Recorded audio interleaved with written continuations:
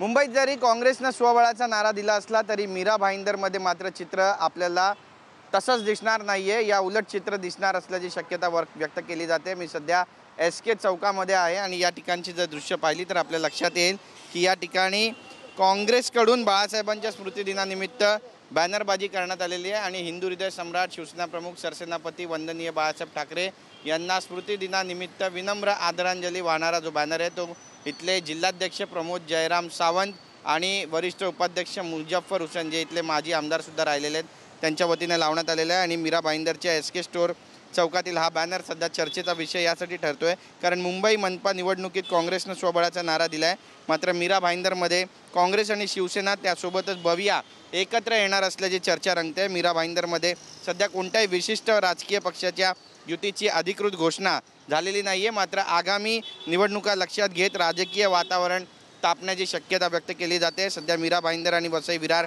या क्षेत्रामध्ये राजकीय घडामोडींवर सर्व पक्षाच्या नेत्यांनी लक्ष केंद्रित केलं आहे। बविया म्हणजे बहुजन विकास आघाडी आणि मविया म्हणजे महाविकास आघाडी यांच्यात युती होईल असं बोललं जातं आहे। मीरा भाईंदरमध्ये सध्या तरी सर्वच पक्ष स्वबळावर किंवा आघाडीतील अन्य पक्षांशी बोलणी करून निवडणुकीची तयारी करत आहेत, तर भाजप आणि दोन्ही शिवसेना आगामी निवडणुकांसाठी संघटनात्मक तयारी करत आहेत आणि त्यासाठी आपण पाहतोय की आता विविध कार्यक्रमसुद्धा या ठिकाणी केले जात आहेत। आपले साहेब येत आहेत अशा आशयाचा जो कार्यक्रम आहे तो उद्या सोमवारच्या निमित्तानं प्रताप सरनाईक जे परिवहन मंत्री आहेत त्यांच्या वतीने या ठिकाणी आयोजित करण्यात आलेला आहे।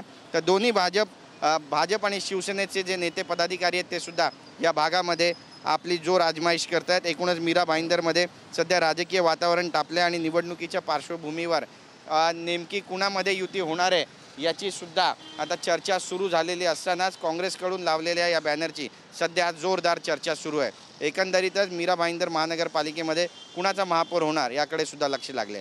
कॅमेरा पर्सन रोशन गायकवाडसह गिरीश गायकवाड, TV9 मराठी, मीरा भाईंदर।